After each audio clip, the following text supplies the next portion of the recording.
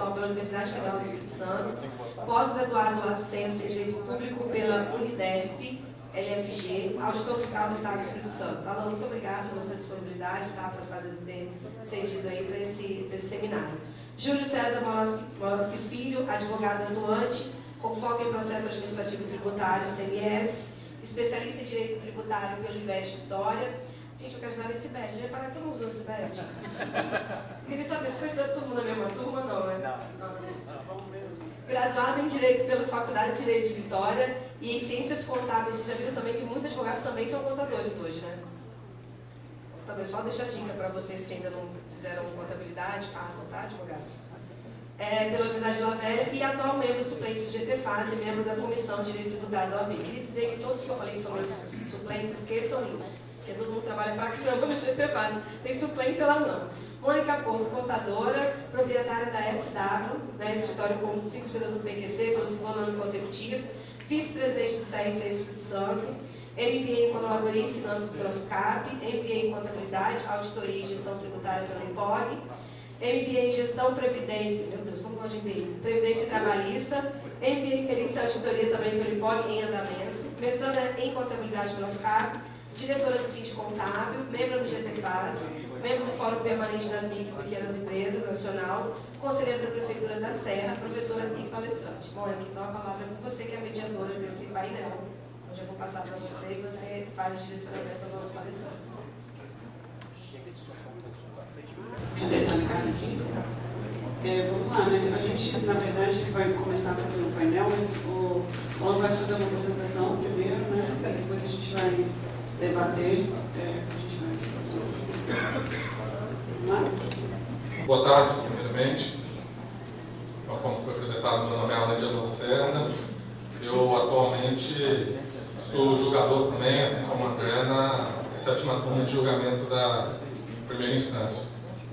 Antes de começar a falar, eu queria agradecer o convite do CRC, eu estou bastante honrado de dar uma palestra assim, numa instituição tão importante, que para mim, assim, fico envaidecido, fico bem honrado mesmo de poder falar para um público qualificado como o que eu estou falando.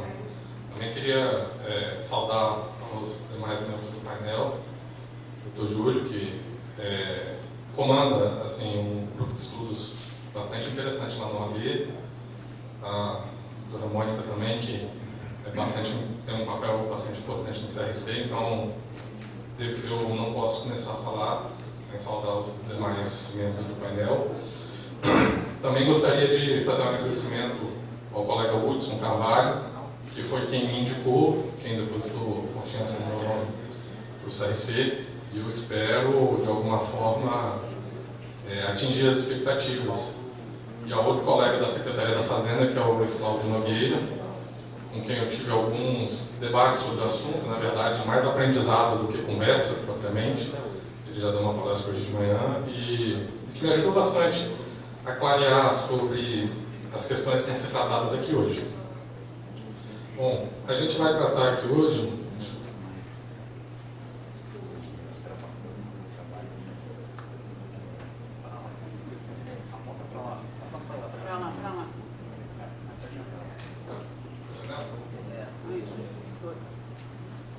A gente vai tratar aqui hoje da autorregularização.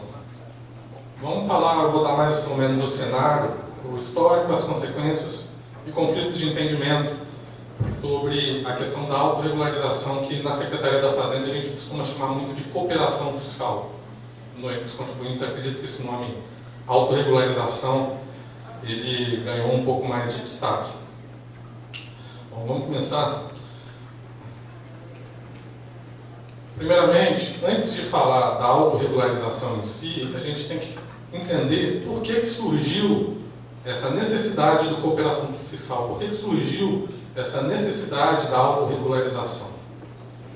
Bom, a gente até 2015, a gente pode dizer, a gente tinha um cenário desenhado em que contribuinte Estado, contribuinte em fisco, e quando eu estou dizendo Estado, eu estou dizendo fisco normalmente, eles tinham posicionamentos diferentes, eles não se misturavam, eles eram como água e óleo.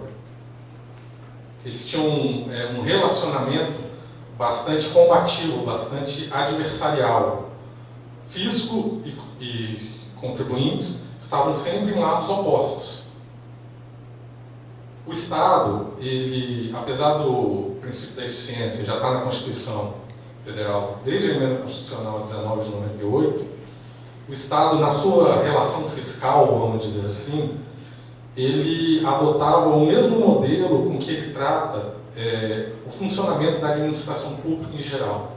Ele tratava o contribuinte a partir de uma relação burocrática, essencialmente burocrática. O Estado, ele não se preocupava tanto com os resultados advindos da sua ação. Ele se preocupava muito mais com os meios da sua atuação. Então, como é que é uma administração burocrática? A gente precisa controlar o processo. A gente não se importa muito com o resultado. Como é que o Estado trouxe isso na relação fisco-contribuinte? O que é que o Estado fez? Vou me preocupar com os processos. O que é se preocupar com os processos numa relação fisco-contribuinte? Obrigações acessórias. Eu vou, vamos dizer, criar um excesso de obrigações acessórias, que aí eu consigo desenhar a realidade. A partir disso, o contribuinte vai ficar com medo, não vai conseguir me enganar, porque o contribuinte e o Estado eram sempre inimigos, eram sempre adversários.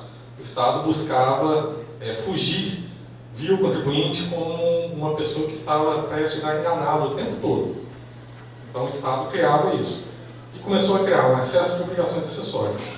O contribuinte, por outro lado, via o Estado como o inimigo. Ele era como uma caça, né? A gente pode até, na Receita Federal, a gente chama do leão. O contribuinte, ele era caçado. Ele ficava rezando para que o Estado não chegasse até ele. Porque quando o Estado chegasse, ele ia vir voraz, pegando todas aquelas obrigações acessórias e exigindo do contribuinte, que era o ente, vamos dizer, vulnerável nesse processo. Então, era esse o âmbito. O que é que isso, quais são as consequências desse modelo adversarial? O que é que isso gerou?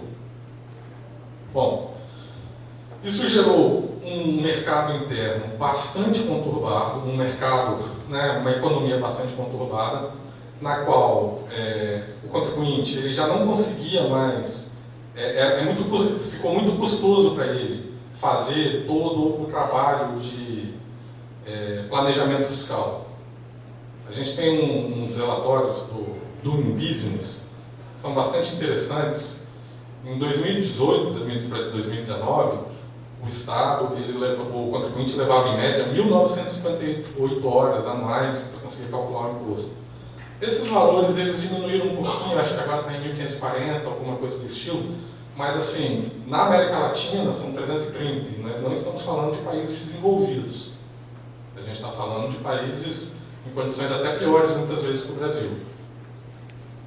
Então, o excesso de obrigações acessórias criou um mundo à parte. Um mundo à parte onde alguma parte da doutrina chama de manicômio judiciário. Porque, por dia, são milhares de normas tributárias que entram. O fisco certamente não conhece todas. Posso afirmar, assim. Eu imagino que contadores e advogados também não. Os contribuintes eles estavam submetidos a obrigações acessórias que eram surpresa para eles. Então, assim, mas o que é isso? Eu não sei de onde está vindo essa obrigação. Então, a realidade passou a ser um modelo que nem o Estado conhecia as obrigações que ele exigia, e muito menos o contribuinte, que era afetado por essa questão. O contribuinte, então, ele olhava para o lado e via um monte de gente, de alguma forma, como eu não vou cumprir tudo mesmo, e se eu pegar o Estado vai arrebentar comigo, então eu não vou cumprir nada, eu vou parar de pagar mesmo, vou arriscar. Se o Estado me pegar, de repente eu espero um refis, ou então não adianta, se eu cumprir, o mercado me olha, porque tem um monte de gente que não está cumprindo. Se eu não cumprir, aí eu posso ter uma chance. Embora, se o Estado me pegar, pode ser que eu tenha problemas. E aí começou a diminuir a própria arrecadação do Estado. O excesso de exigências do Estado fez com que os próprios contribuintes parassem de pagar, parassem de cumprir as suas obrigações, eles não se sentiam mais motivados a cumprir, e o próprio Estado viu, vamos dizer, que ele tinha preparado uma armadilha para si mesmo. Então começou algumas discussões, que levaram uns 2 anos mais ou menos, para falar, a gente precisa mudar essa situação. A gente precisa criar um modelo que atenda de alguma forma ao Estado e ao contribuinte. Certamente hoje esse modelo ainda está longe, a gente ainda está longe de atingir um modelo, mas a gente pelo menos houve uma mitigação.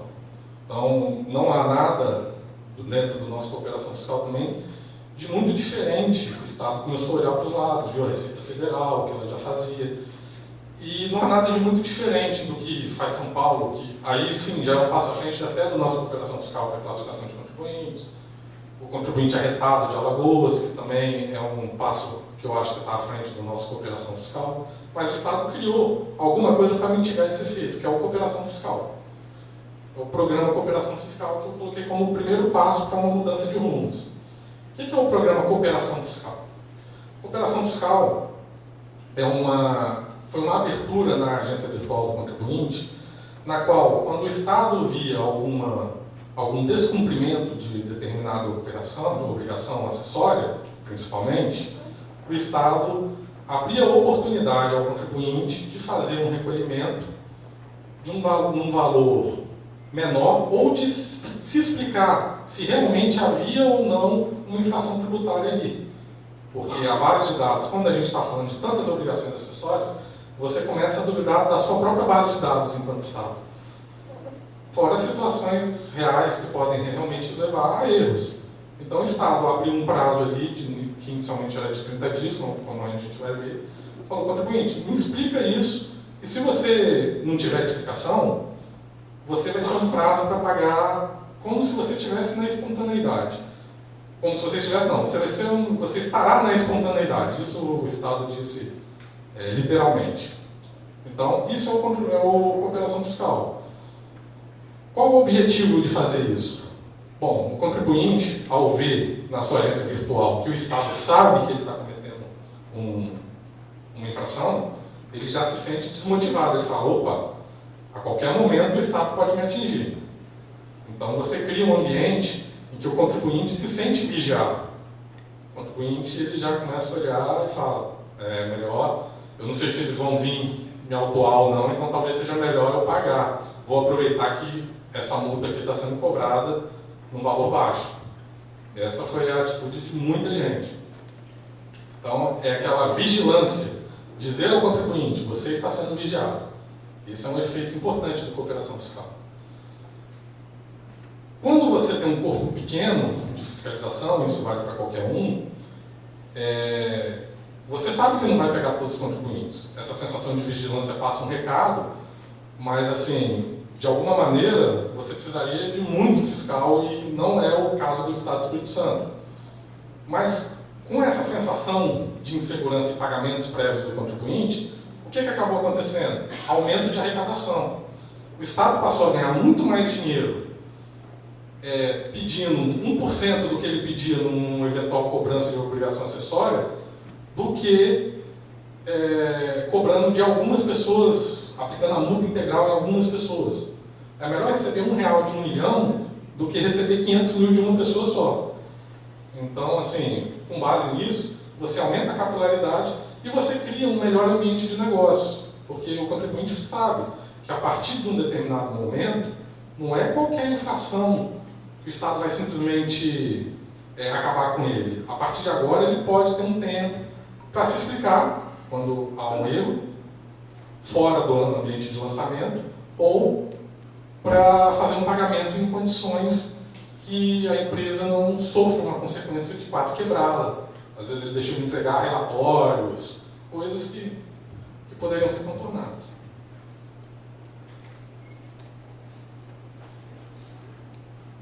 Bom, aí no mundo ideal estaria tudo certo. O problema é que no mundo real isso tem que ser vertido em texto. Isso tem que ir para a legislação de alguma forma. E isso foi para a legislação por meio de alteração no artigo 132 da Lei 7.000.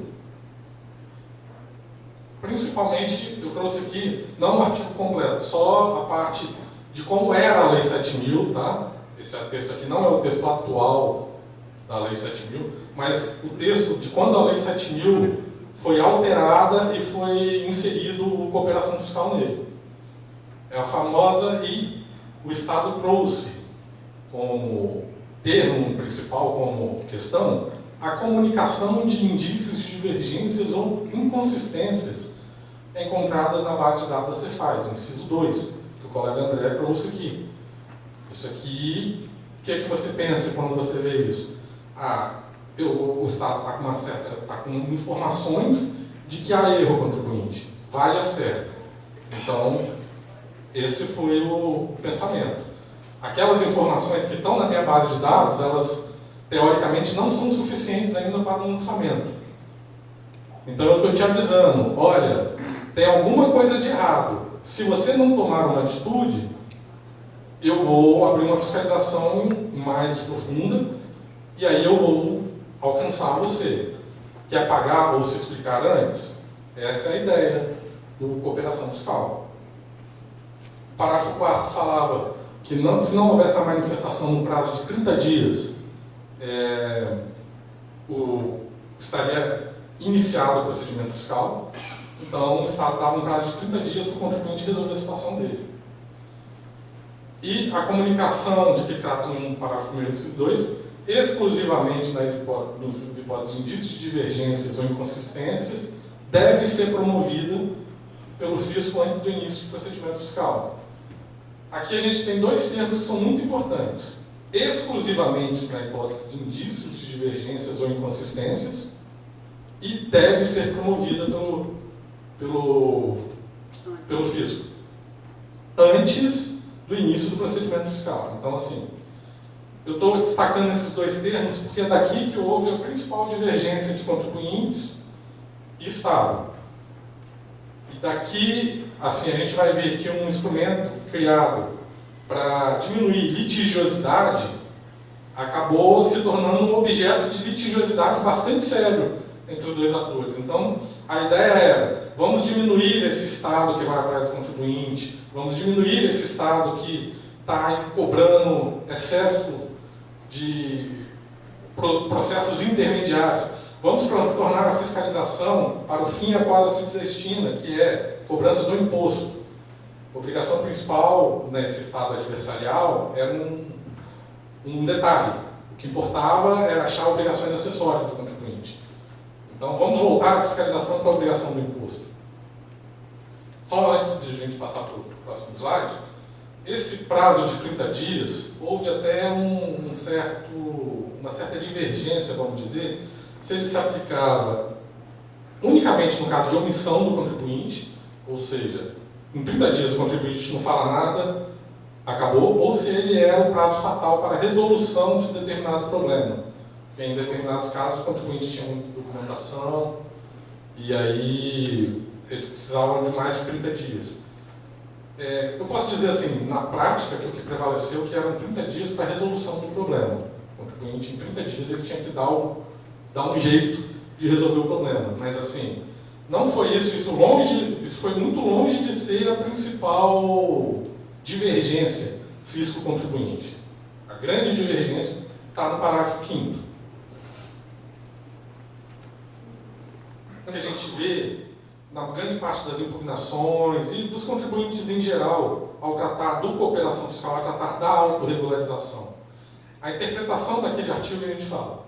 A comunicação de que trata o parágrafo 2º deve ser promovida pelo fisco antes do início do procedimento de fiscalização.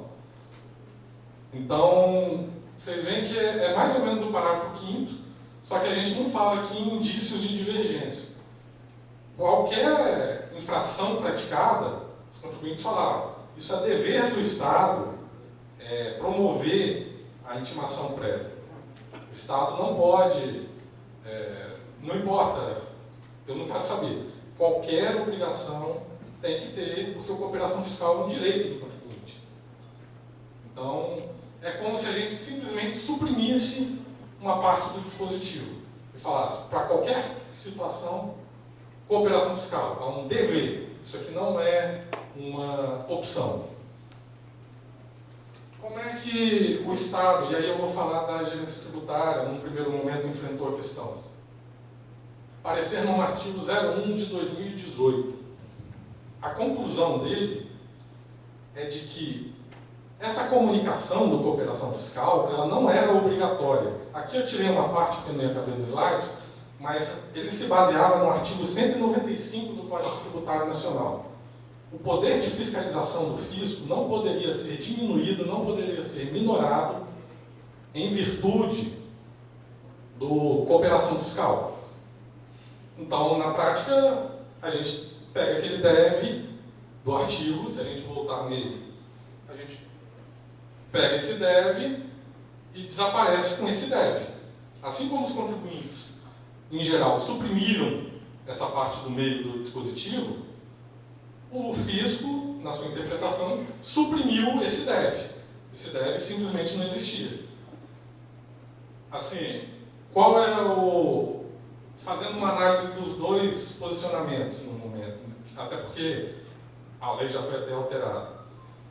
Os dois posicionamentos me parecem um pouco equivocados. O contribuinte, por fugir do debate do que seriam indícios de divergência na base de dados, até porque muitas vezes eles nem teriam acesso à base de dados para saber o que veio dali ou não. Então, para ter esse debate, ele teria que ter acesso. E o Estado, quando cria isso, de alguma forma, ele deveria dar acesso de como o processo se formou desde a sua gênese. Mas, assim, existia no dispositivo uma limitação. Indícios de divergências na base de dados e informações. Sem aquilo, o dispositivo não estava sendo corretamente aplicado. Então, a gente não pode ignorar aquilo. E a posição do Estado, ela simplesmente ignorou um dever legal. Porque o deve, ele está na lei. Aquilo não é um conselho para fiscalização. Aquilo não é não é nada assim que a gente possa ignorar, possa escolher se vai aplicar ou não. A pessoa pode até não gostar de aplicar enquanto membro do Estado, mas ela tem o dever de obedecer ao que está ali, em sua inteireza. Então, na minha visão, o que eu vejo na maior parte dos dispositivos é que as duas estavam um pouco equivocadas. O parecer normativo, ele fala do poder de fiscalização, que eu não acho muito aplicável a esse dispositivo, mas ele tem uma qualidade. Muitas vezes, existem as fiscalizações analíticas, que a gente chama. Existem as fiscalizações na qual a infração tributária ela é atingida, o fisco alcança a infração tributária, não porque havia previamente algo na base de dados, mas porque ele analisa os documentos do contribuinte e encontra uma infração. A partir do momento que ele foi necessário um trabalho fiscal para aquilo, está fora do artigo 132 também. Então, embora o artigo 195 ele não seja de aplicação direta como pretendia, não o parecer normativo, ele tem desse artigo 195 você pode extrair algumas coisas que possam impactar na interpretação. Uma questão é que esse parecer normativo ele foi produzido pelo gerente tributário, então, da época. Ele não foi por ato do subsecretário. Então, qualquer turma de julgamento que quisesse, de alguma maneira, utilizar como argumento de controle de constitucionalidade, ela não estaria proibida. O artigo 131 da Lei 7.000, ele veda controles de atos de subsecretário, portarias, leis, mas atos do gerente tributário, eles não são vedados. Bom, na prática, como é que ficou os julgamentos? As turmas de julgamento, em geral, adotaram o parecer normativo 001 de 2018. Esse parecer que transformava a cooperação fiscal num conselho, não uma ordem a ser seguida.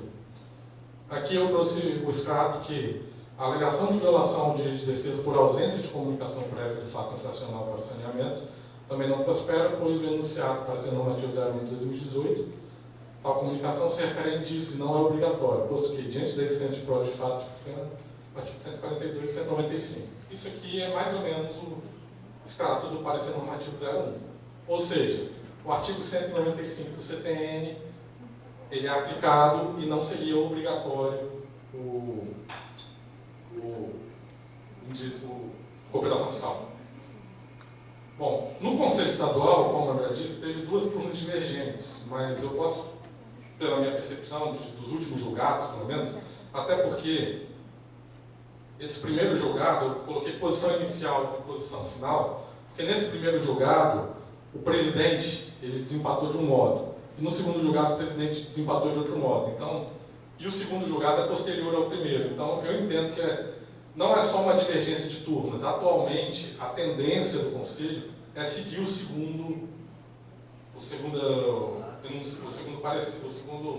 decisão que eu vou mostrar, o segundo julgado. O primeiro julgado, ele fala, basicamente, o que os contribuintes alegavam, que o artigo 132, parágrafo 1º a 5º, se trata de um poder, dever imposto pela lei ao fisco estadual. Portanto, a decisão, o auto de infração produzido sem que antes fosse feito uma prévia intimação, uma prévio comunicado ao contribuinte, ele seria nulo. O que se vê na maioria dessas decisões é que não se discute o que é indício de divergência. Se vê algo muito parecido da tese do contribuinte. Isso aqui é um dever, e pronto.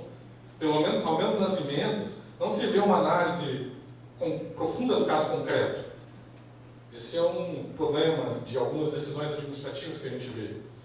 Então, o ideal seria uma análise mais profunda do caso concreto. O que se vê é um posicionamento nesse sentido.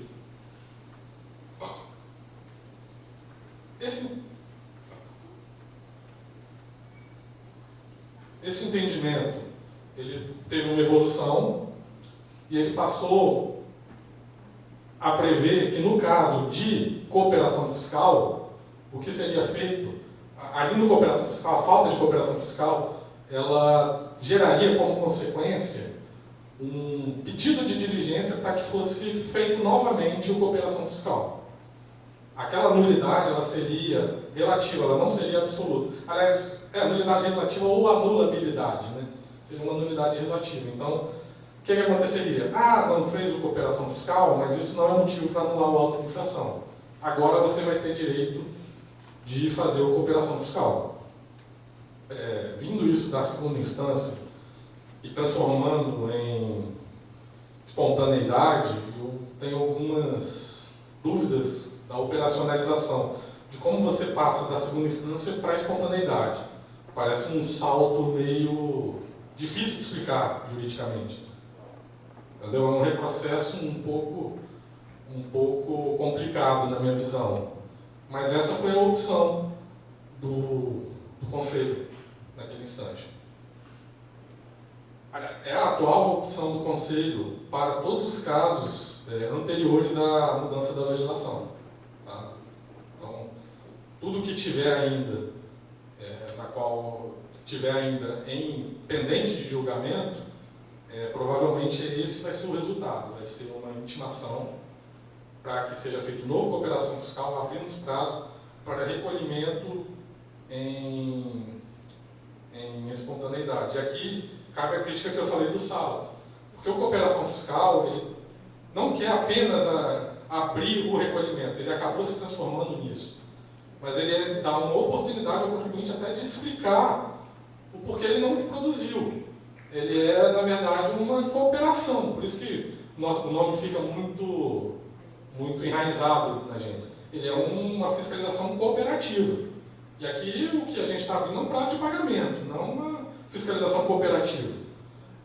Entendeu? Então, assim, para mim, esse aqui é uma decisão que ela vem com alguns problemas. Como todas as outras, como a gente viu, todas as posições até agora têm problemas, porque a formatação de cooperação fiscal, tal como foi feita, ela já veio com problemas intrínsecos nela, que acabam causando esse tipo de situação. A própria vagueza.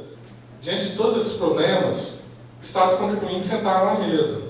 quando eu falo Estado contribuinte, seriam representantes da Secretaria da Fazenda e representantes diversos da sociedade, como o CRC, a OAB, alguns componentes de indústria, no chamado grupo GTFAS. O GTFAS, eu lembro de ter participado de uma ou duas reuniões só, mas ficou bastante tempo discutindo como resolver essa questão, porque não era interessante para os contribuintes. A cooperação fiscal, ele era para diminuir a litigiosidade, então a gente precisava de definir o que estaria dentro ou fora, para garantir segurança no planejamento fiscal dos contribuintes. E para o Estado também é uma guerra que ele possivelmente podia perder. Então também era interessante resolver isso. E aí foi feito um novo texto. Eu trouxe aqui riscado o texto antigo e o novo. Basicamente, o prazo de 30 dias foi para 60 dias. Como eu falei, essa nunca foi uma questão de grande impacto, mas que ela se tornou realmente um pouco mais justa para o contribuinte resolver questões que às vezes 30 dias era muito pouco tempo, e para o Estado isso não trouxe nenhum tipo de prejuízo. E o parágrafo 5º foi alterado, o parágrafo 5º manteve a sua redação, desculpe, e o parágrafo foi criado no parágrafo 6º, na qual falava que o regulamento vai dispor das hipóteses do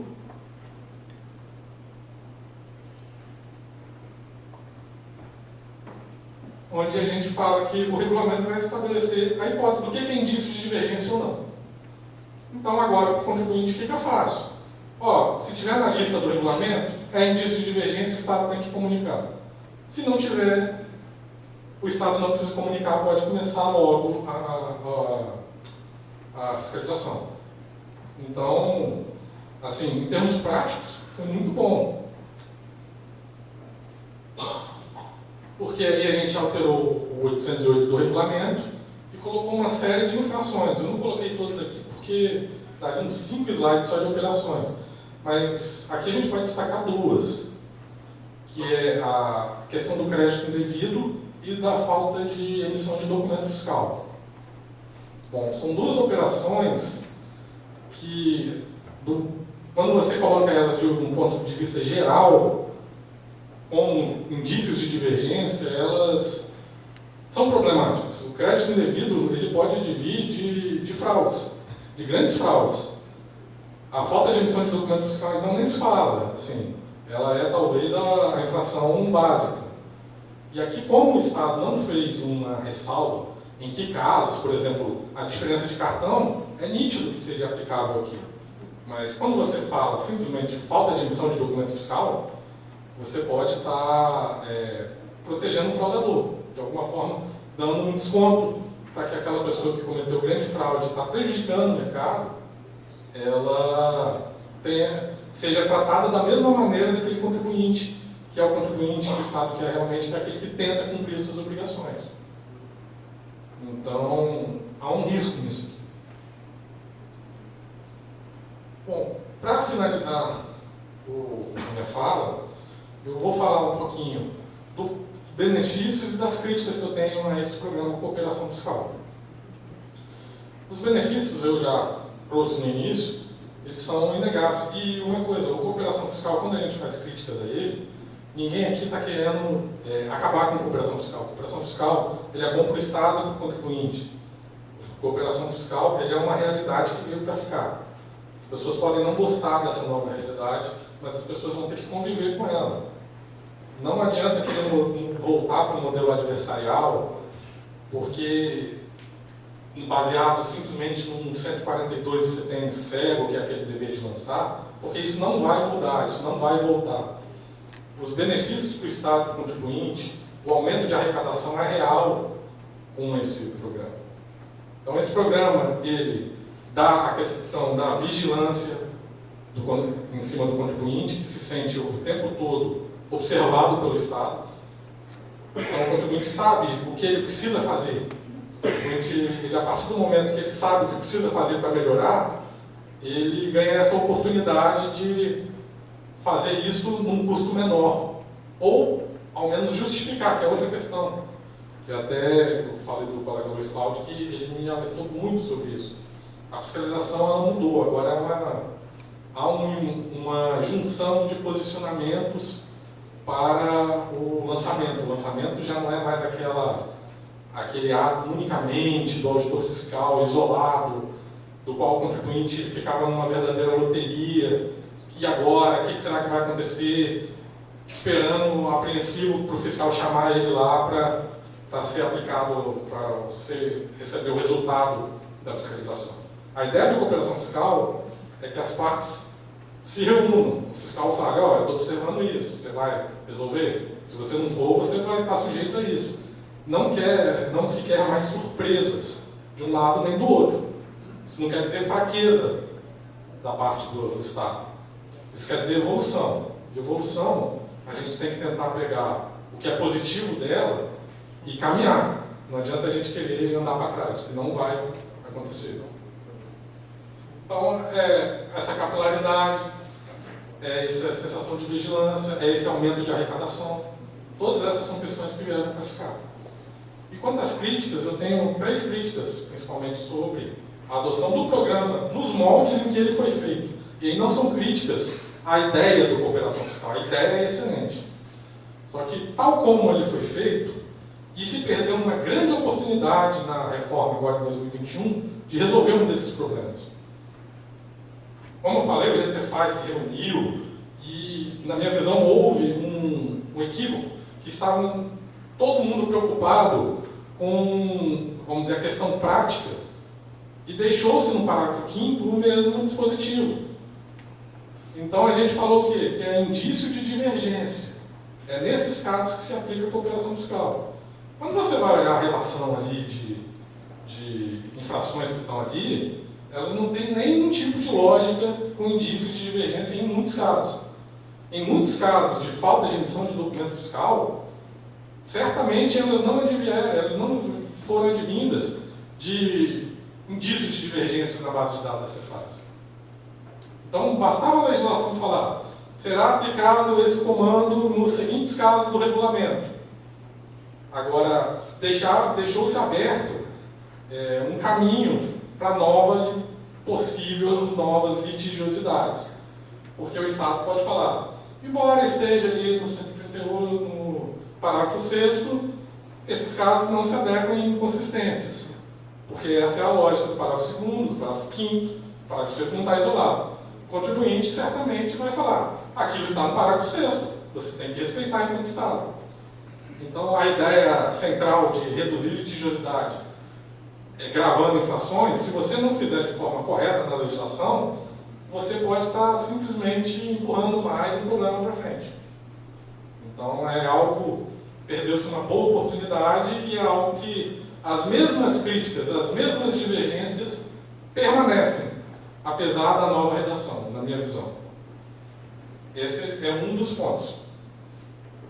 O segundo ponto é a questão da espontaneidade. Bom, esse é um ponto muito sério, porque só recentemente quando eu fui estudar o tema, na verdade, é que eu fui ver que o artigo 138 do CPM, ele fala que ele fala da espontaneidade, ele fala que no caso de denúncia espontânea, o que vai ser recolhido é juros da mora e o imposto ser devido. Basicamente é isso. Eu peço desculpas até aqui por não trazer, mas o artigo 138 do CPN traz essa redação. Se o contribuinte estiver em denúncia espontânea, ele vai recolher juros da mora mais imposto se devido. A maior parte da doutrina entende que obrigações acessórias estão incluídas no artigo 138. Isso aí é quase unânime na doutrina. Porque quando você fala se, imposto se devido, quer dizer, nas hipóteses em que não há imposto, só juros da mora. Só que atualmente o STJ tem diversas decisões falando que o artigo 138 não se aplica a obrigações acessórias. Muitas decisões. Então, teoricamente, se ele não se aplica, não há espontaneidade para obrigações acessórias. O dever do Estado observou, tem que lançar. 142 do CPM. O que é que a nossa legislação fez na Lei 7.000? A nossa legislação ela prevê uma redução de multa bastante, vamos dizer, alta para os casos de denúncia espontânea.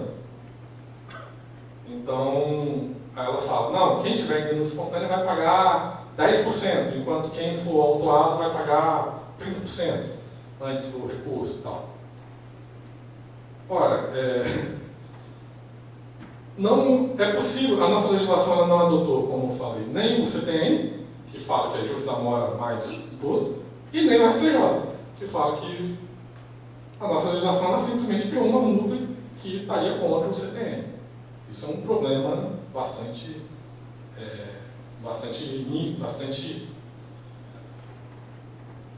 que piora bastante a situação. E quando existe isso, e a gente traz a cooperação fiscal para a espontaneidade, a gente fica assim, e agora?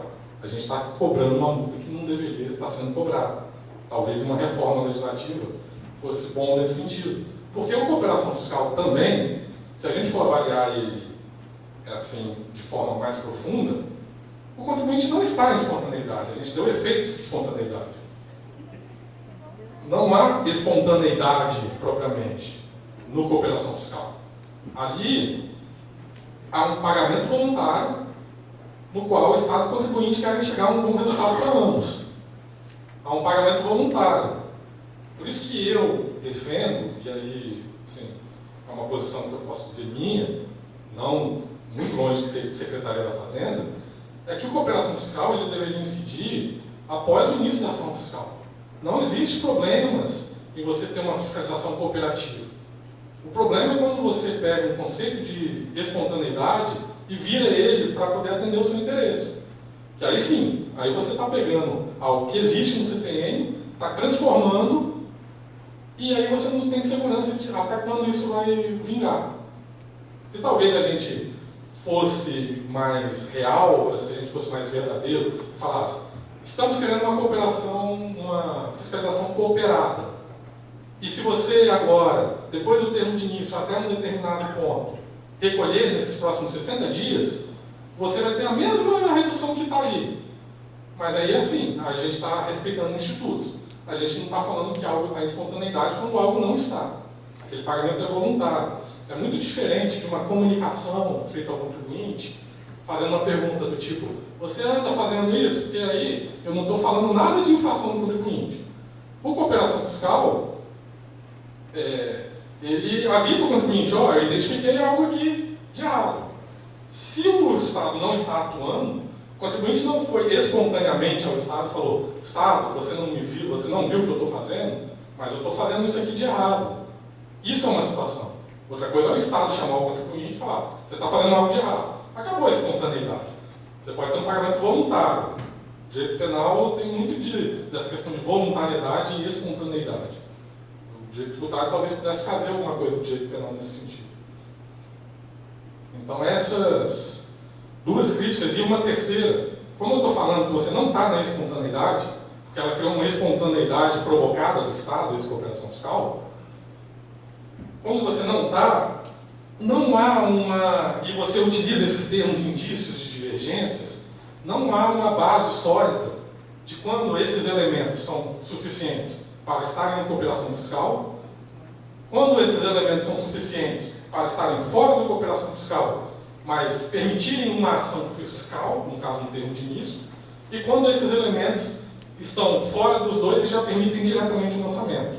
Quando você pega a relação, então, de infrações, você pega, por exemplo, a falta de escrituração de documento no livro de entrada. Aí eu penso, poxa, o Estado autua essa infração com base em quê? Ele vai ao sistema e vai à FD. O Estado faz cooperação fiscal com base em quê? Ele vai no sistema e vai na FD. O Estado poderia abrir um termo de início com base na mesma coisa. Se eu já tenho elementos suficientes para fazer um lançamento, teoricamente, eu não precisaria de ter uma cooperação fiscal. A cooperação fiscal é para aqueles casos em que o Estado tem uma suspeita com base na sua base de dados e chama o contribuinte. Então é por isso que eu estou falando. O cooperação fiscal, tal como descrito, ele é uma hipótese, e aí nesse ponto eu divido muito de alguns colegas, o Luiz Cláudio que eu falei, por exemplo, ele é uma hipótese de redução de multa disfarçada. Só isso. no qual se permite ao contribuinte se explicar, vamos dizer, um plus. É só isso que a cooperação fiscal atua na prática, porque esses limites sobre o que é inconsistência, sobre o que são indícios e o que são provas suficientes para o lançamento, eles não são claros.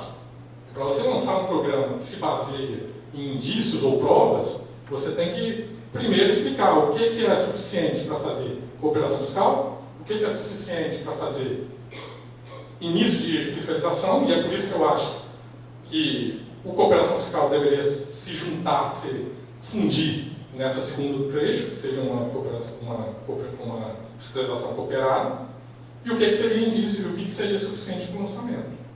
Então, como eu disse, é um programa muito bom, é um programa que merece atenção e que merece ser adotado, merece ser aperfeiçoado.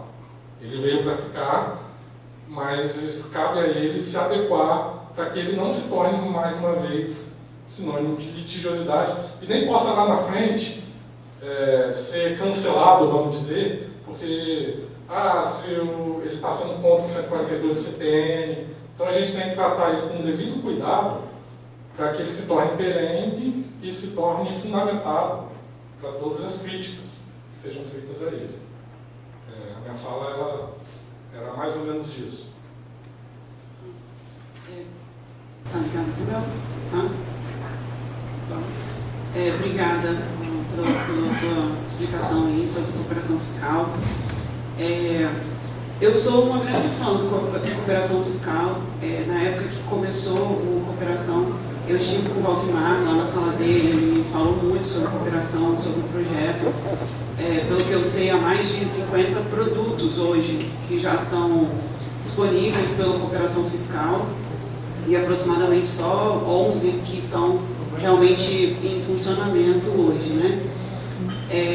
Eu acredito, né, que a cooperação fiscal ele venha num sentido que a gente já trabalha dessa forma hoje na Receita Federal. Se você mandar a tua declaração hoje para a Receita Federal, você cai numa pré-malha e a Receita Federal te oportuniza uma situação de falar assim, olha, eu realmente errei, eu quero corrigir, e eu posso corrigir, sem pagar multa, sem pagar juros. Então, eu acho que essa oportunização não é uma utilização de má-fé do contribuinte dele querer se corrigir. Por exemplo, você falou no caso de ter uma divergência, possível inconsistência, de falta de emissão de nota fiscal, porque você pegou o SPED do contribuinte, viu que tinha um lançamento e ele tinha um cartão de crédito maior. E aí você foi lá e falou assim, toma aqui uma multa porque você omitiu nota fiscal. Mas e se eu tivesse emitido nota de serviço? E se fosse uma locação que não está lá no meu SPED? E aí você não está me oportunizando uma defesa, e aí o que vai acontecer? Eu vou brigar com você, vai virar um processo administrativo, para eu provar que o quê? Que você está me acusando de não ter passado o cartão de crédito, sendo que eu emiti um outro documento que não se referencia a você, certo? Então a gente pode ter um caso também de você falar, você tomou um crédito indevido. Por exemplo, vou dar um exemplo, há empresas de transporte e há julgamentos favoráveis aqui no TJ do Espírito Santo que dá o direito aos transportadores de se creditarem no ARLA. A Receita Estadual não dá o direito. Tem transportadora que tem, na medida que se dá o direito. Então, você não vai me oportunizar essa defesa. Eu tenho um julgado pelo TJ do Estado que me dá o direito de me creditar a ARLA e você não vai me oportunizar, você vai me autuar. Então, ou seja, são nesses casos que eu acredito que a cooperação não está oportunizando a defesa do contribuinte, certo? A gente teve os casos também das empresas do Simples Nacional que tiveram realmente divergências de cartão de crédito. Se não fosse oportunizado a defesa ou a autorregularização, eu acho que 100% das empresas do Simples tinham perdido o Simples Nacional, certo? Porque lá no regulamento, lá no Comitê Gestor do Simples Nacional, ele dá esse impeditivo, que além de ele ser excluído, pode ser excluído retroativo e ainda pode ficar mais 5 anos para frente sem poder ter essa opção por uma ausência de emissão. Então, a cooperação ele veio também para sanar esse tipo de situação. Você imagina só que caos que seria tributário, né? 1 milhão de empresas sendo excluídas do Simples Nacional por omissão de notas sem uma oportunização deles se regularizarem, certo? Então, eu acho que a cooperação ele também age nesse sentido um pouco preventivo também, nesse sentido. a fala que você falou no começo, eu acho que é muito pertinente, de que o fisco estadual, ele afastou muito o contribuinte, afastou muito. Tanto que a Diana até pôs aqui na palestra anterior uma questão em relação à construção civil, né? A Carla aqui, que é a nossa presidente, né, todo mundo sabe, ela mexe com construção civil. Quando a gente foi relatar para ela, falou, poxa, Carla, você está autuando as empresas de construção civil para pagar de FAO. Ela, por que vocês não baixam inscrição estadual? Para que vocês querem ter inscrição estadual? Eu falei, cara, mas ele é um não contribuinte. Eu preciso da nota, porque às vezes eu preciso fazer uma transferência de mercadoria para um outro estado, mas eu não quero ser tratado como um contribuinte. Eu não sou um contribuinte, mas eu preciso da inscrição estadual. E o Estado, ele vai lá e multa, e ele não oportuniza a defesa de eu falar, eu sou um contribuinte. Então, um dos principais, talvez, litígios que tenha tido lá no 132, no parágrafo 5º, não foi em relação a o Estado ter lançado uma legislação, foi ele ter situações que ele oportunizava defesas e situações que ele não oportunizava defesa. Para um contribuinte, ele ia lá e botava lá e falava, mandava um e-mail, falava, tá aqui, se explica, e para outro já chegava uma auto-infração sem ele ao menos ter se perguntado, ou ter te perguntado o porquê daquilo, certo? Então, o fisco, ele acabou realmente afastando muito o contribuinte, e eu cheguei a conhecer muitos contadores, né, profissionais da contabilidade, que falavam assim, eu não trabalho com empresa de comércio, porque é muito complicado mexer com empresa de comércio. Eu não faço empresa que tem inscrição estadual, porque Deus me livre, empresa de inscrição estadual, eu só tomo multa, eu só tomo... E geralmente quem toma a responsabilidade é o contador, não é o contribuinte, porque a culpa é do contador. O contribuinte, ele se exime da responsabilidade porque ele quer terceirizar a culpa para o contador e falar assim, não, isso é culpa do meu contador, eu tomei uma multa. Eu vi diversos contadores com problemas, por quê? Porque às vezes tomou uma auto-infração, o contribuinte, não, eu não tenho nada a ver com isso não, porque a responsabilidade era toda sua. Então, o contador acabou assumindo essa responsabilidade. E às vezes a gente, como profissional da contabilidade, a gente terceiriza isso com funcionários. Então, ou seja, não sou eu que estou gerando um SPED do meu cliente, é um funcionário meu. E se o meu funcionário errar lá dentro, a culpa é minha. O meu contribuinte vai lá pagar o advogado, né, para poder brigar, gastar uma fortuna, né, com o advogado, para poder ir lá resolver, nem tanto, né, Helena? Para resolver um problema que talvez foi um funcionário meu que teve uma situação.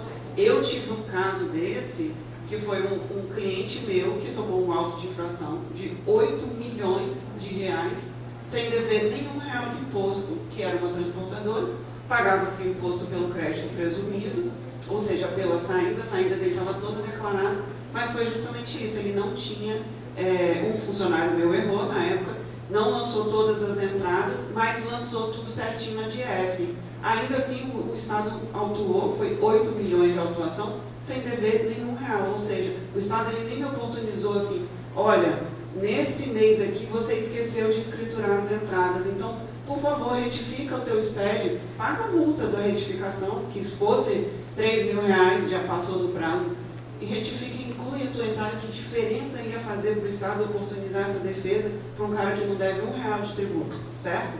Então, são nesses casos que eu vejo uma cooperação muito necessário para os contribuintes, para que eles tenham essa oportunidade de se corrigir. Como eu falei, muitas vezes a pessoa que operacionaliza, ela não é um robô, né? Como vocês acham lá, que bota agora, perto a gente fala até que eu sou humano, eles tiraram isso, porque de apertar lá, não sou robô, agora eles colocam que eu sou humano, né? Porque realmente é muito difícil para a gente. E assim, por mais que a gente também tente utilizar ferramentas, as ferramentas falham. A gente lá no escritório eu uso, todo mundo que me conhece que sabe que eu uso muitas ferramentas de tecnologia, mesmo assim as ferramentas falham. A gente tem um problema sério agora que o próprio Cefaz está limitando os nossos acessos a buscar as chaves. Então, ou seja, vocês estão limitando o meu acesso de ir lá buscar as notas de entrada do meu cliente, e aí eu vou lá na agência virtual, você só me dá a chave, eu tenho que ficar copiando e colando chave dentro de um outro sistema para gerar um XML. Então, ou seja, obrigação acessória em cima de obrigação acessória, né? E ainda tem isso, tem DOT, tem mais um monte de situações que caem em cima de quem? Do contador. Eu estou aqui, gente, só para defender o contador, tá? Depois o Júlio defende o advogado, tá? Eu estou aqui no Conselho Regional de Contabilidade para defender o contador. Então, ou seja, o Estado, eu acho assim, que a multa, ela tem que haver, mas a multa do Estado hoje, ela é mortal para as empresas. Você imagina só, eu vi um caso de um contador também, não era meu cliente, que tinha eu acho que ele era cliente até de um colega lá do GTFAS, que a empresa dele tinha uma filial, ele fazia transferência de uma empresa para outra, então era transferência entre filiais, né? E ele não fez o manifesto e a multa também foi mais de 20 milhões de multa porque estava atrelada ao valor do documento fiscal. Ele falou, pô, mas eu estou transferindo para mim mesmo e eu tenho que manifestar que eu recebi de mim mesmo? Olha a incoerência. E aí me chega lá uma multa, eu não fui oportunizado, uma possível inconsistência, cara, porque, pô, é você para você mesmo, você tem que manifestar que você está recebendo de você mesmo a mercadoria, e aí não me é oportunizado uma defesa de dizer assim, não, mas eu não preciso dizer que eu recebi de mim mesmo, era eu transferindo para mim mesmo. Então, ou seja, eu acho que nessas situações, sim, a cooperação ele é muito necessário para o contribuinte, porque, assim, ao contrário do que o fisco acha, nem todos os contribuintes, eles são maus contribuintes, nem todos os contribuintes, eles erram porque eles querem errar. Às vezes é erro humano, às vezes é isso mesmo. Eu várias vezes já vi situações da gente entrar na agência virtual e lá não ter todas as chaves ainda, né? Então, ou seja, no final do mês, quando você entra dia 1º, o Estado ainda também não disponibilizou. Então, tem essas situações de que o contribuinte precisa da informação que você faz, e você faz limita também ao contribuinte, e nesses casos é isso que eu falo. Eu acho que a cooperação ele deveria ser aberto não só para aquele rol taxativo, e sim para todas as irregularidades ou possíveis inconsistências, assim como é na Receita Federal hoje. E além do mais, a Receita Federal hoje ela disponibiliza um plano de ação já dizendo assim, o que eu vou fiscalizar esse ano. Eu acho que o Estado também deveria fazer isso. Olha, este ano eu vou fiscalizar isso, e disponibilizar para o contribuinte, porque é óbvio, não quer dizer que o contribuinte ele está agindo de má fé, mas às vezes ele vai tomar mais um certo cuidado e vai começar a ver mais em relação àquele determinado assunto, que como foi o caso das construções que o Estado começou a fiscalizar muito, né? Porque a construtora tem inscrição estadual, é contribuinte. Não, não é contribuinte, certo? Então talvez eu teria oportunizado algum cliente que não precisava emitir nota, vai lá embaixo da tua inscrição, você não precisa, vou baixar, não preciso. Vou ficar sofrendo auto de infração, pagando advogado, para nada, né? Não é necessário. Desculpa, gente. Estou brincando, já advogados são sempre necessários, mas assim, a culpa é sempre do contador, né? A culpa acaba recaindo em cima do contador. Então, assim, a cooperação ele veio para ajudar muito o contador em relação a isso, porque na maioria das vezes, eu vou te falar isso, pode ser que tenha como o Walter Lendo falou, uma assertividade do fisco de 98%, né, nas infrações. Mas quando a gente judicializa isso, a assertividade fica nesse patamar? Pode ser que não fique, certo? Porque nem sempre a decisão que sai do Estado é unânime em relação ao que vocês acham que está correto, né, em relação às empresas. Então, eu acho que é basicamente isso aí que eu queria colocar, Júlio.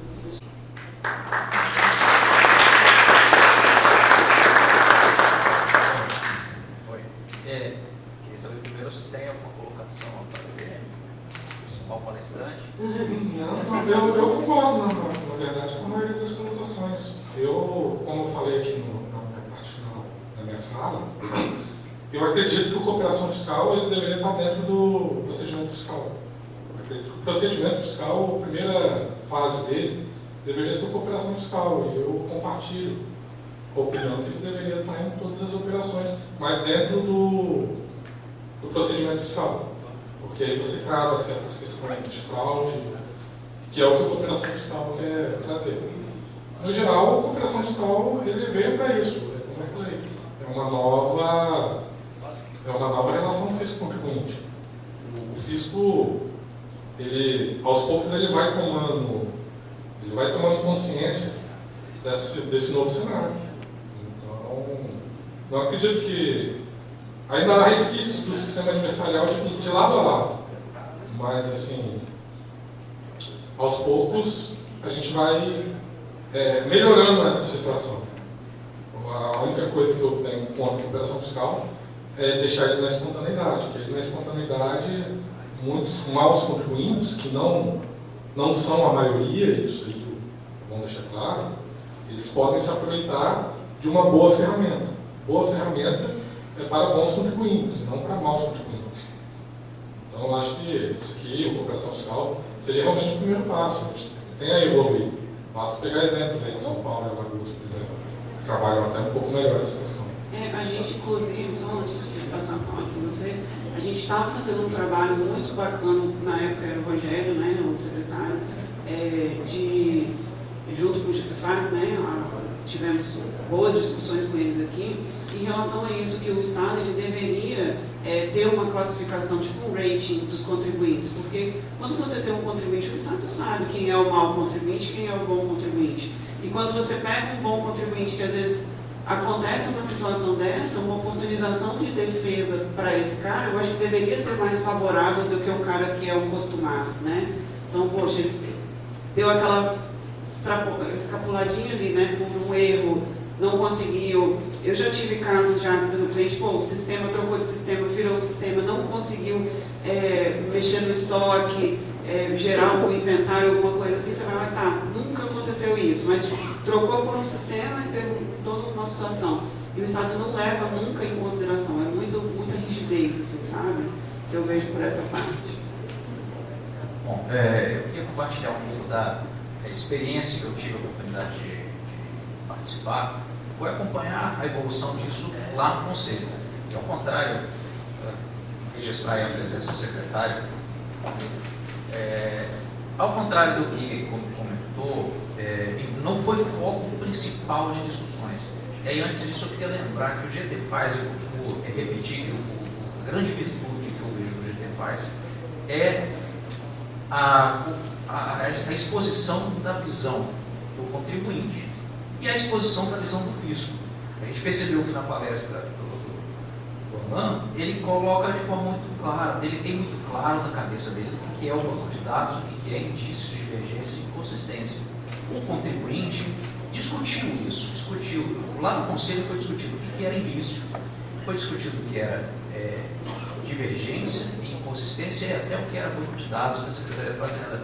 Mas nem sempre isso vai para o acordo, porque são discussões meio periféricas.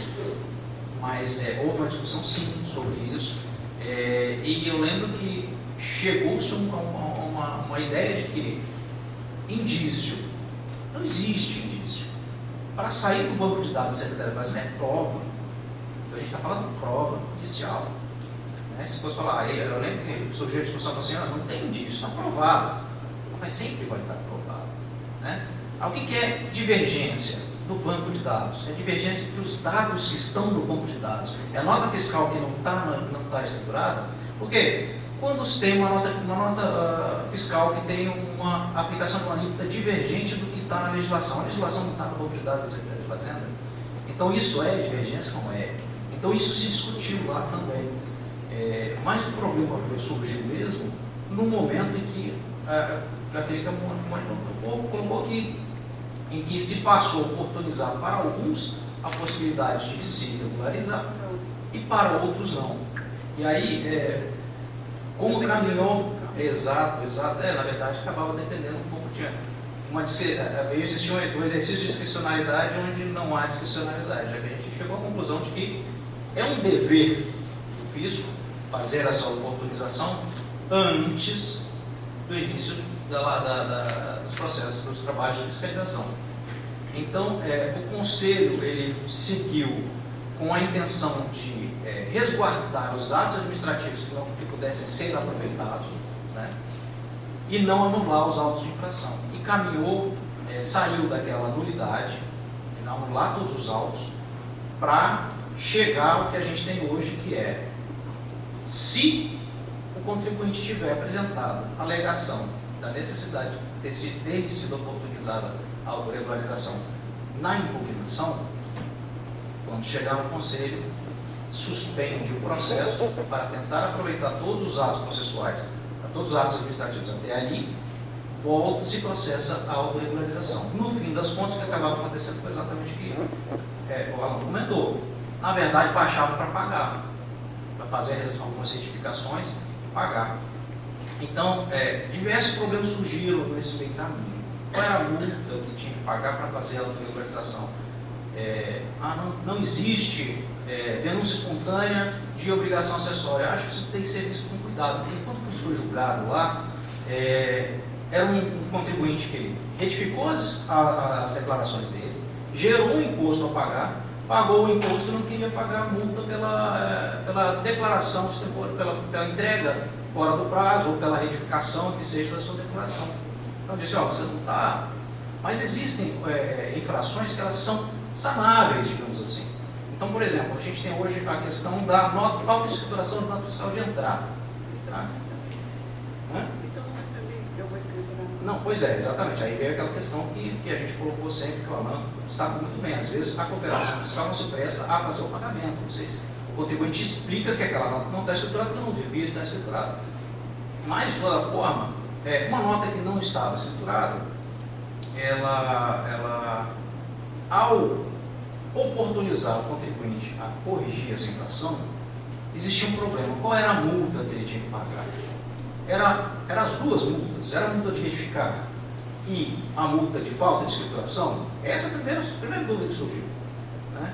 Todo mundo entendia que estou retificando, estou corrigindo, paguei a multa. Essa é a penalidade. Fui julgado agora, algumas semanas atrás, o contribuinte chegou lá e falou assim, não pagou a multa. Mas ele retificou, para retificar ele tem que pagar. Mas não é essa multa. Pois vou chegar lá. Então, a multa que estava sendo cobrada antes era a multa por falta de escrituração.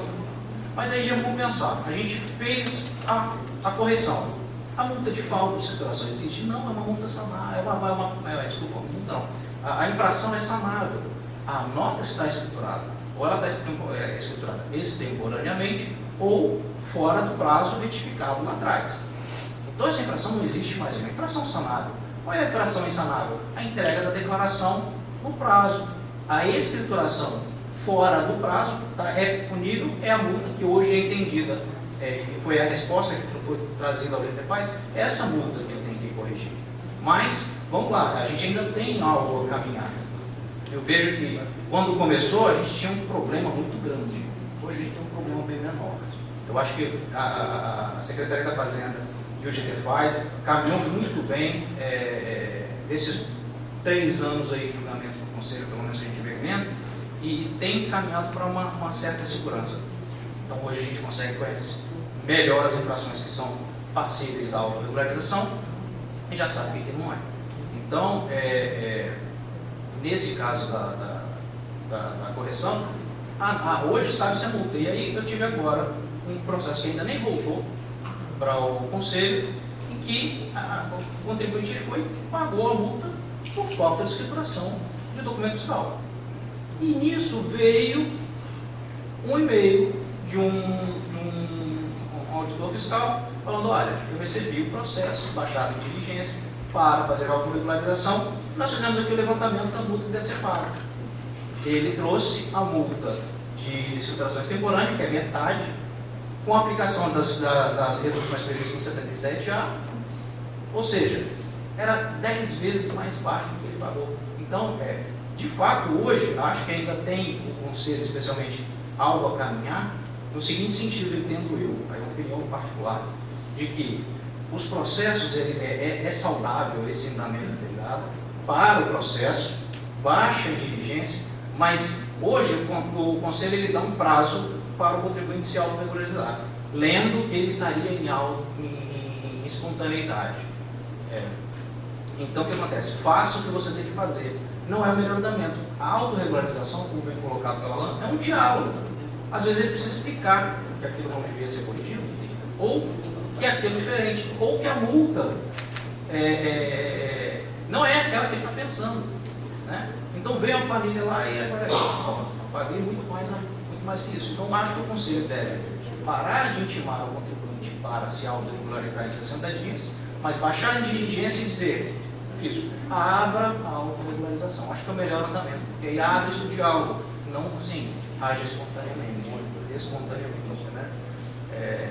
Esse eu acredito que seja o andamento. Eu tenho processo lá para chegar, então eu vou falar disso lá. acho que essa é uma experiência que eu posso compartilhar com vocês. Não sei se a gente tem mais tempo, mas... O pessoal vai perguntar alguma coisa. É. Alguém quer abrir a pergunta? Alguém que já... Alguém que já tomou cooperação fiscal aí? Deixa eu aproveitar aqui a última, então. A situação lá que muita gente vai lembrar, né? O SESC Jetinho. Né? Então, o que acontecia? Essa é uma infração que o contribuinte entendia como sanável. Esse foi um dos primeiros problemas que surgiu. E sanável. Estava dizendo, a sua nota está, não contém o SESC nem o Jetinho. Informação que tem que estar na nota fiscal. Corrija. Os contribuintes foram lá e corrigiram e emitiram carta de correção de nota fiscal a 1 milhão. Agora paga a multa. Está corrigido. Então essa é uma consideração que talvez mereça atenção, aquele termo de ajuste de conduta que está previsto lá de ser regulamentado, até hoje não está regulamentado. Talvez aí seja uma forma de, porque lá está pegando a possibilidade de eximir da multa. E aí fica mais tranquilo para todo mundo, para o fisco e para o contribuinte, de eximir o contribuinte de pagar a multa, que não tem relação a não pegar uma situação exatamente como infração que geraria altas infrações milionários sem deixar de recolher um centavo de imposto. Essa multa, inclusive, depois disso, foi até reduzida naquela revisão das multas, né? Então, justamente por situação como essa. Então, acho que é interessante voltarmos os olhos também para essa possibilidade de termo de ajuste de conduta. Eu sou muito do sentido seguinte, que se não deve tributo, eu acho que nem deveria ter multa. Deveria que ser sempre oportunizado a defesa. Se eu não estou devendo... eu sou contadora. Se eu não devo nem R$1 de tributo, né? Olha, eu não devo nem R$1, né? Deixei de escriturar uma nota. Talvez foi uma nota que não ia nem me gerar crédito, nem tomei crédito, mas eu tenho que pagar multa por conta que eu deixei de escriturar. E aí o que o Júlio falou, tem a multa de retificação do SPED, mas o Estado quer a multa extemporânea, que era a multa mais cara. Então eu acho que a gente tem um trabalho muito longo ainda para fazer em relação à cooperação fiscal. A gente, como eu coloquei na Receita Federal, hoje ela tem oportunizado muito aos contribuintes, né, as inconsistências para que sejam sanadas ou que seja mesmo reconhecida. Ou, recentemente até teve um projeto aí que era Operação Não... Como é que é? Fonte não pagadora da Receita Federal, que era TCTF versus DIF, né? Eles estavam fiscalizando, mas era sempre nesse mesmo sentido. Então eu entendo que a gente... a cooperação não precisaria de fato dessa questão de começar a ação fiscal e depois entrar a cooperação, porque a Receita Federal ela já faz esse sentido. Ela manda só o DTE com possíveis inconsistências, uma notificação, verifique, se for isso mesmo você declara e paga. Se não for, você vem conversar comigo. Então acho que esse caminho aí, eu acho que de produtos, como eu falei, né, que eu gosto da cooperação, como eu falei, né, quando o Valquimar me apresentou o projeto, fui lá, conversei com ele e tal, ele falou, que a gente tem, ele é um entusiasta quando fala, né, de cooperação, tem vários produtos. Eu acho que quanto mais produtos a gente tiver dentro da cooperação, isso melhora muito a relação fisco-contribuinte, porque, como eu falei, a maioria do contribuinte que tenta se regularizar, às vezes a multa ela é mortal para ele, né? Então, o que mais a gente vê é isso, o cara tomou um auto de infração de não sei quantos milhões, o cara não fatura aquilo ali em 2 anos. E aí a multa, ela pode ser mortal, ela chega a ser um veneno, ela tem que ser uma dosezinha assim, só para ser remédio, não pode ser fatal assim, para as empresas. Então, eu acho que nesse sentido, quanto mais produtos a gente tiver, que aproveitar até a presença do secretário aqui, dentro da cooperação com oportunização de os contribuintes, principalmente no que tange isso, né? A gente já teve grandes mudanças, mas a gente ainda precisa de mais mudanças. Não é em relação nem à redução de multas, né? É igual o Júlio falou, teve a questão da inutilização também. Hoje, as notas inutilizadas, a gente já tem uma segurança mais quanto a isso. Antes, você imagina só, tinha multa grave, altíssima, em cima de notas inutilizadas, supermercados, né? O povo do supermercado quase morria por conta de notas inutilizadas, notas que não geravam nenhum real de imposto e quando ia abrir a multa, 10 milhões, 20 milhões, né? Era tudo nesse sentido. Remessa de armazém também, que não gera nada. Remessa É de um absurdo. armazém. A multa é tão elevada para você não ter registrado que Teve viabiliza. os supermercados também, teve uma época que eles emitem o cupom fiscal e aí a pessoa vai lá e pede a nota. E aí eles não escrituravam a nota porque entendia que já estava escriturado o cupom fiscal também, foi assim, uma lavada de auto de infração sem dever um real de imposto. Acho que nesse sentido aí, o que mais produtos a gente tiver dentro da cooperação, melhor, facilita. A gente deixa um ambiente mais favorável e seguro para o contribuinte. Né? Mônica, obrigada. Obrigada, Júlio. Obrigada, Ana, principalmente pela apresentação. Eu gostaria de chamar o José Francisco, representante da Sincodives, né, para entregar o certificado ao Alan. O Álvaro, representante da OAB, representando aqui o presidente, para entregar para a Mônica. E o Clair, conselheiro do CRC, para entregar para o Júlio.